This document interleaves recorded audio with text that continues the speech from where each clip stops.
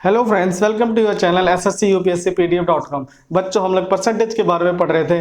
मैंने आपको कैसे डेसिमल की हेल्प से 10%, 1%, 0.1% निकालेंगे, और मैंने आपको फ्रैक्शन सिखाया है कैसे आप फ्रैक्शन से परसेंटेज बनाएंगे, कैसे आप परसेंटेज से फ्रैक्शन बनाएंगे। और बच्चों, हमने और भी बहुत सारी चीज़ें परसेंटेज पे सीखी हैं। मैंने आपको ये बताया कि परसेंटेज की कितनी इंपॉर्टेंस है पूरी मैथ्स में। अगर आप परसेंटेज कंप्लीट करेंगे, आप अपनी कमांड परसेंटेज में बना लेंगे, तो मैंने आपको बताया था कि आप 50% ऑफ मैथ ऐसे ही कंप्लीट कर देंगे बहुत इजीली। ठीक है बच्चों, आज हम परसेंटेज से कुछ आगे क्वेश्चन करेंगे। और बच्चों, जो मैं आपको क्वेश्चन परसेंटेज का करा रहा हूं वो डायरेक्टली एग्जाम में आए हुए हैं, और आपसे आपके एग्जाम किसी भी एग्जाम से हर क्वेश्चन रिलेटेड है। उस तरह का आपको एग्जाम में उस तरह का क्वेश्चन आपको जरूर मिलेगा। तो मैं आपको जो क्वेश्चन करा रहा हूं आप उनकी प्रैक्टिस बार बार कीजिए, और मैं जितना भी आपको पढ़ा रहा हूँ उसको हमेशा डे टू डे आप उसको पढ़ते रहिए, उससे रिलेटेड क्वेश्चन भी करते रहिए। ठीक है बच्चों, चलो हम अगले क्वेश्चन की तरफ बढ़ते हैं। मैं आपको क्वेश्चन बताता हूँ। ठीक है बच्चों, पहला क्वेश्चन करते हैं हम आज। ठीक है, देखो क्या बोल रहा है। The weight of 2 iron balls are 3.5 kg and 7.5 kg। What is the percentage weight of the first ball with respect to second ball. पूछ रहा है कि फर्स्ट बॉल का सेकेंड बॉल के रिस्पेक्ट में क्या परसेंटेज वैल्यू है। ठीक है बच्चों, देखो हिंदी में क्या कह रहा है। लोहे की 2 गेंद का वजन क्रमश 3.5 kg और 7.5 kg है, तो पहली गेंद का वजन दूसरी गेंद के वजन का कितना प्रतिशत है। पहली गेंद का वजन दूसरी गेंद के वजन के कितना प्रतिशत है। ठीक है, हमें पहली गेंद का वजन दूसरी गेंद के वजन के कंपैरिजन करके उसका परसेंटेज निकालना है। देखो सिंपल क्वेश्चन है, बहुत सिंपल है, लेकिन इसमें वो आपका क्या कर रहा है, एग्जामिनर क्या चेक कर रहा है कि आपको फ्रैक्शन वैल्यू पे कमांड है या नहीं। आपकी कमांड है तो आप इस क्वेश्चन पे आराम से 10 से 15 सेकंड बचा लोगे। तो वही वो चेक करना चाह रहा था। देखो हम क्या करेंगे कि हमें जिसकी वैल्यू निकालनी है, जिसका प्रतिशत निकालना है उसको ऊपर रखेंगे, और जिससे निकालना है, जिससे कंपेयर किया गया है उसको हम नीचे रखेंगे।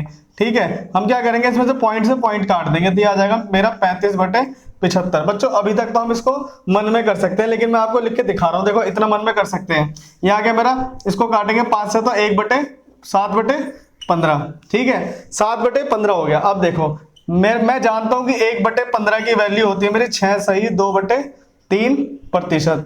अगर 1/15 की मैं पेरेंट वैल्यू जानता हूं तो 7/15 की मैं डायरेक्टली निकाल दूंगा, तो ये आ जाएगा मेरा, इसको 7 से मल्टीप्लाई कर दूंगा। 6 सही 2/3% को मैं 7 से मल्टीप्लाई करूंगा, तो ये आ जाएगा मेरा 42:7 दूनी 14/3। इसको कैंसिल करूंगा तो आ जाएगा 3 चौक 12 और 2/3, ये आ जाएगा मेरा 46:2/3%। तो बच्चों पहला ऑप्शन दे रखा है, इसमें 46:2/3% कर दूंगा।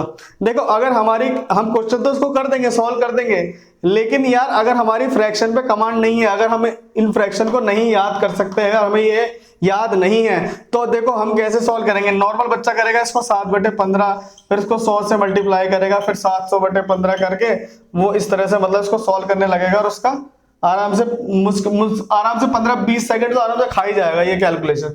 ठीक है, और हम क्या करेंगे डायरेक्टली फ्रैक्शन वैल्यू से मल्टीप्लाई करके हम 20 सेकंड 15-20 सेकंड बचा के उस लड़के से रेस में वैसे ही आगे हो जाएंगे।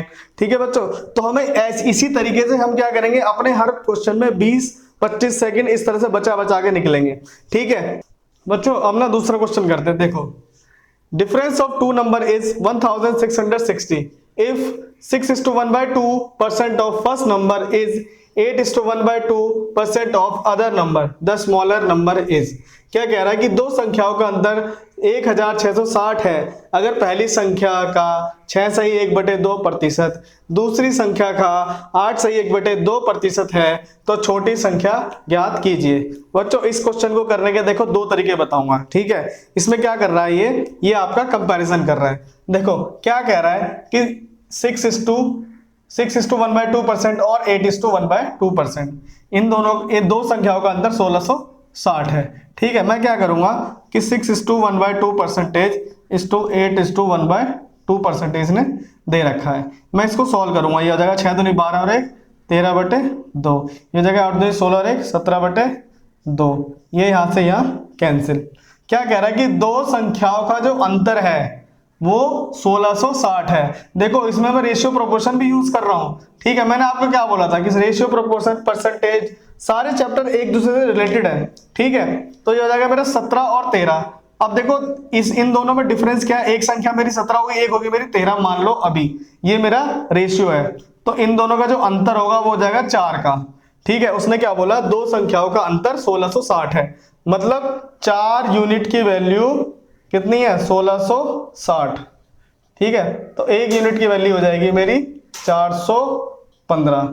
ठीक है, उसने मेरे से बोला है कि छोटी संख्या द स्मॉलर नंबर इज, मतलब छोटी संख्या क्या होगी, छोटी संख्या मेरी 13 यूनिट है। जब 1 यूनिट की वैल्यू 415 है तो 13 यूनिट की वैल्यू हो जाएगी 415 गुणा 13, तो इसकी मल्टीप्लाई कर दो। तो देखो इसकी मल्टीप्लाई कैसे करूंगा मैं, 13 की गुणा 4 से करूंगा तो आ जाएगा मेरा 5200। ठीक है, फिर 13 की गुणा मैंने 10 से करी, आ जाएगा प्लस 130, फिर 13 की गुणा 5 से करी, आ गया मेरा 65। ठीक है बच्चों, अब इसकी मैं इसको जोड़ दूंगा मैं, तो आ जाएगा मेरा 5395। ठीक है बच्चों, इसको गुणा करने का ये तरीका है, और एक और तरीका है, मैं क्या करूंगा इसको 415 गुणा 13 है ना, तो मान लो 415 गुणा 10 से कर दूं तो 4150, फिर 415 गुणा 3 से कर दूं, यह जाएगा मेरा प्लस 1245। तो इन दोनों को जोड़ोगे तब भी यही आंसर आना है आपका 5395। ठीक है बच्चों, और मैंने आपको पहले ही बोला था कि रेशियो, प्रोपोर्शन, परसेंटेज सारे चीजें एक चैप्टर में कवर करता हुआ चलूंगा, और आप इनके थोड़े यूज टू हो जाओगे। जब रेशियो प्रोपोर्शन पढ़ाऊंगा ना तो उसमें परसेंटेज का भी यूज करूंगा। ठीक है, तो क्या होगा, देखो परसेंटेज में कमांड बनानी बहुत जरूरी है। आपको कोई भी चैप्टर करना है, आप अपना एग्जाम ले लो, चलो ठीक है, मैं आपको एक एग्जांपल देता हूँ कि जब आपका एग्जाम होता है ना तो उसमें कोई एग्जामिनर बोलता है कि भाई क्वेश्चन पेपर में 1/4 मेरी नेगेटिव मार्किंग है।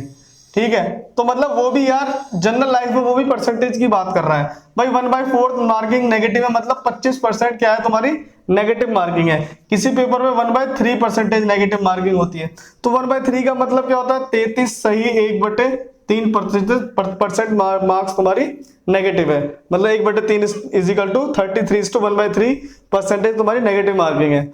तो बच्चों जब तुम्हारे क्वेश्चन पेपर में ही उसने परसेंटेज बता दिया उसने, तो आप सोच लो परसेंटेज की वैल्यू कितनी है किसी भी मैथ में। ठीक है बच्चों अगला क्वेश्चन करते हैं। देखो बच्चों, इस तरह के क्वेश्चन है ना, आपको किसी भी एग्जाम पेपर का उठा के देख लेना मैथ्स का, आपको इस तरह के क्वेश्चन अधिकतर मिल जाते हैं। अधिकतर आपको इस तरह का क्वेश्चन जरूर मिल जाएगा, थोड़ा इससे अलग होगा, नंबर थोड़े अलग हो सकते हैं, लेकिन आपको ये क्वेश्चन हमेशा हर एग्जाम में 2 नंबर, या किसी एग्जाम में 4 नंबर का या 3 नंबर का है, आपको ये क्वेश्चन हमेशा देकर ही जाएगा। तो बच्चों आज ना हम इस तरह के क्वेश्चन और इस तरह के जितने भी टाइप के क्वेश्चन आते हैं ना, उन पे मैं थोड़ा आपको इसी क्वेश्चन में धीरे धीरे खत्म करता चला जाऊंगा। तो बच्चों आप ना इसका एक चीज समझ लो, देखो सुनो क्या कह रहा है क्वेश्चन में। वो कह रहा है कि salary of a person is first increase by 20%। ठीक है, क्या कह रहा है कि किसी आदमी की सैलरी पहले 20% बढ़ाई गई, ठीक है, then it is decrease by 20%, फिर उसके बाद उसकी घटा दी गई 20%। तो उसने बोला percentage change in his salary. बच्चों ये क्वेश्चन आपको मैं कह रहा हूं लिख के ले लो, आपको मिलता ही मिलता है, जो आपके यूपी पुलिस वगैरह के जो एग्जाम्स होते हैं ना उसमें आपको अधिकतर मिल जाएगा। और अगर एसएससी का पेपर इजी आ गया तो आपको इस तरह क्वेश्चन आराम से मिल जाएगा। ठीक है बच्चों, कोई भी आप पेपर उठा के देख लो, डीएसबी वगैरह कोई भी देखना, आपको इस परसेंटेज का इस तरह क्वेश्चन जरूर मिलेगा। देखो क्या कह रहा है कि एक आदमी का वेतन पहले 20% बढ़ाया गया, फिर उसका वेतन 20% घटाया जाता है, तो उसके वेतन में प्रतिशत बदलाव ज्ञात कीजिए। देखो इसका एक पहले जो पुराना मेथड हम यूज करते थे, क्या यूज करते थे कि हम क्या करते थे x/100 किया, ठीक है, अगर बढ़ाया गया तो, फिर अगर घटाया गया तो y/100 किया, फिर उसके बाद हम क्या करते थे -xy/100 किया। हम इस तरह से इसका एक ये फॉर्मूला होता था, इससे हम सॉल्व करते थे। लेकिन हम क्या करेंगे, देखो क्या करेंगे कि हम मान लेंगे एक इसका पूरा बेसिक पूरा जो जिस मेथड से सारे क्वेश्चन आपके सॉल्व हो जाएंगे मैं आपको वो बताऊंगा। ठीक है, देखो मैं क्या करूंगा कि उसका मान लो पहले वेतन 100 था, ठीक है, अगर उसका वेतन 100 था तो मैं अब उसने क्या बोला कि उसने 20% की वृद्धि हो गई, मतलब 120% उसका वेतन हो गया, 120 हो गया, मान लो उसका वेतन हो गया अब 120। उसने क्या बोला कि जब बढ़ने के बाद फिर 20% कम हो गया, डिक्रीज हो गया। अब मैं इसका 20% निकालूंगा, पहले मैंने इसका 20% निकाला, अब मैं इसका 20% निकालूंगा कि इस पे घटाया मेरा, भाई जो जितना उसका बढ़ गया उस पे 20% घटाया ना, तो इस बढ़ने के बाद जब 20% मेरा घटा तो भाई 10% मेरा हो जाएगा इसका 12, और 20% हो जाएगा 24। तो अभी इसमें से 24 माइनस करूंगा, जब मेरा 24 रुपए घट गया तो आ जाएगा मेरा 96। तो पहले अगर उसका 100 था तो अब उसका 96 हो गया। तो 4 रुपए का मान 100 पे कितना हो जाएगा, 4 रुपए का मान 100 पे हो जाएगा 4%। तो उसके वेतन में 4% का घटेगा, डिक्रीज होगा। ठीक है, 4% का डिक्रीज होगा। बच्चों इस मेथड से आप कोई सा भी क्वेश्चन उठा लेना, आप इसको इस मेथड से आप इसको सॉल्व कर दोगे। देखो ये अगर मान लो क्वेश्चन में वो कह रहा है कि मान लो 20% बढ़ा और 20% घटा। ठीक है, तो देखो यहां मेरा लिखा है 20 माइनस प्लस फिर 20 माइनस है। तो आप इसको ना आंख बंद करके क्या करो, जो इसके आगे का डिजिट है ये, ठीक है, आप क्या करो इसका, आप ना एक काम करो, इसकी ना डायरेक्ट मल्टीप्लिकेशन कर दो। पहले मान लो मेरा पहले बढ़ा फिर ये घटा, तो ये देखो 20 दूनी 400 हो जाएगा और 2 जीरो हटा दो। और जब ये प्लस था ये माइनस था, तो प्लस माइनस क्या होता है, माइनस। तो ये मेरा 4% घटेगा। कुछ मत करो, देखो दो, बल्कि ऐसे करो, देखो कि क्या करो, डायरेक्ट मल्टीप्लिकेशन कर दिया मैंने, 20 गुना 20 400 हो गया। ठीक है, 2 जीरो कट गया, ये मतलब 2 दूनी 4 हो गया और 2 जीरो कट गया, तो -4% हो जाएगा, क्योंकि प्लस माइनस की गुणा करते हैं, अगर प्लस प्लस और गुणा माइनस करेंगे तो माइनस आता है। ठीक है, अब मान लो जैसे अगर उसने बोला किसी एग्जाम में, उसने बोला कि भाई मेरा मान लो 30% बढ़ा और 30% घट गया। ये क्वेश्चन आपको प्रॉफिट लॉस में मिलेंगे कि किसी का 30% मैंने डिस्काउंट दिया और उसके बाद 30% उसका घटा दिया, मतलब कि 30% किसी कमीज का रेट बढ़ाया और 30% का डिस्काउंट दे दिया। तो इस तरह क्वेश्चन आपको मिलेंगे। जब देखो 30 है तो मैं क्या करूं, 30% मेरा घटा और तीसरा पहले 30 बढ़ा फिर घटा, तो मैं क्या करूंगा, डायरेक्ट मल्टीप्लिकेशन कर दूंगा। 3 3 9, 2 जीरो से 2 जीरो कैंसिल और ये आ जाएगा -9%। तो मेरा 9% घटा है। ठीक है, मान लो 40, अगर मान लो 40% मेरा बढ़ा और 40 मेरा घटा, ठीक है, तो मैं क्या करूंगा, डायरेक्ट मल्टीप्लिकेशन कर दूंगा। ये आ जाएगा मेरा 4 चौक 16 और ये कैंसिल और ये माइनस का आ जाएगा, मतलब मेरा 16% घटा है। ठीक है बच्चों, हम इस तरह से क्वेश्चन करेंगे। मान लो 25%, मान लो भाई मेरा 25%, मेरा मान लो उसने बोला कि 25% बढ़ा और 25% मेरा घटा। ठीक है, तो मैं क्या करूंगा, इसकी मैं मल्टीप्लाई करूंगा। देखो 25 का, अब ये 25 है, 25 का स्क्वायर कैसे निकालूंगा मैं, 5 की गुणा 25 और 2 के बाद आता है मेरा 3, 2 दिया 6, 625। तो अब क्या करूंगा मैं कि मेरे को 2 जीरो इसमें है नहीं, तो 2 नंबर के पहले मैं पॉइंट लगा दूंगा। ठीक है भाई, अगर 2 जीरो होते तो 2 जीरो से 2 जीरो काट देते, यही आंसर आया था, लेकिन इसमें 0 0 कटी नहीं, तो मेरा पॉइंट यहां आ जाएगा। तो ये 0.25% माइनस डिक्रीज होगा। ठीक है, एक चीज और ध्यान रखो कि जब भी सेम परसेंटेज बढ़ रहा है और सेम परसेंटेज घट रहा है, ठीक है, चाहे वो पहले बढ़े या पहले घटे, हमेशा डिक्रीज ही होगी। चाहे वो सैलरी हो, चाहे किसी भी कमोडिटी का प्राइस हो या किसी वस्तु का मूल्य हो, वो हमेशा घटेगी ही। चाहे वो 20% बढ़ रही हो, 20% घट रही हो, मतलब सेम परसेंटेज, अगर सेम प्रतिशत बढ़ भी रहा है और घट भी रहा है, वो हमेशा क्या होगा कि हमेशा ओरिजिनल वैल्यू से, जो उसका प्रिंसिपल वैल्यू है, उससे हमेशा वो घटेगी ही। जो उसकी पहली वैल्यू है उससे हमेशा कम होगी। बच्चों देखो अपना दूसरा क्वेश्चन करते हैं। ठीक है, देखो क्या बोल रहा है, the sum of two number is 520 if bigger number decrease by 4% and smaller number increase by 12% then the number of tens are equal. ठीक है, दो संख्याओं का योग 520 है, यदि बड़ी संख्या में 4% की कमी की जाए और छोटी संख्या में 12% की वृद्धि की जाए तो दोनों संख्याएं बराबर प्राप्त होती हैं। तो छोटी संख्या क्या होगी। ठीक है बच्चों, देखो क्या कह रहा है कि जो बड़ी संख्या है हमने उसमें 4% की कमी कर दी। पहले तो उसने बोला दोनों संख्याओं का योग 520 है, ठीक है, फिर छोटी संख्या में 12% की वृद्धि कर दी।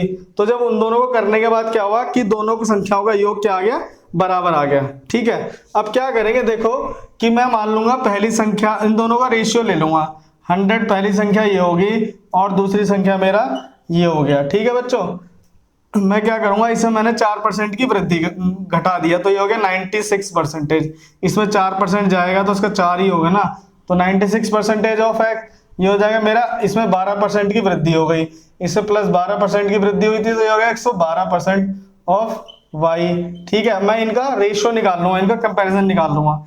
तो देखो ये मेरा कट जाएगा 16 से, 16 सिंह 96 और ये हो जाएगा मेरा 16 सत्ते 112। ठीक है, तो ये x अपॉन वाई हो जाएगा मेरा 7/6। भाई उसने बोला है कि इन दोनों संख्याओं का जो योग है वो मेरा 520 है, मतलब 7 + 6 का यूनिट, इतनी 13 यूनिट की वैल्यू कितनी है मेरी 520। भाई 13 यूनिट की वैल्यू 520, तो 1 यूनिट की वैल्यू हो जाएगी मेरी कितनी 13 चौक 52 40। उसने बोला कि छोटी संख्या क्या होगी, ये 7 बड़ी है और 6 छोटी है, तो अगर 1 यूनिट की वैल्यू 40 है तो 6 यूनिट की वैल्यू कितनी हो जाएगी, 6 यूनिट की वैल्यू हो जाएगी 240। तो इसका आंसर 240 हो जाएगा। ठीक है बच्चों।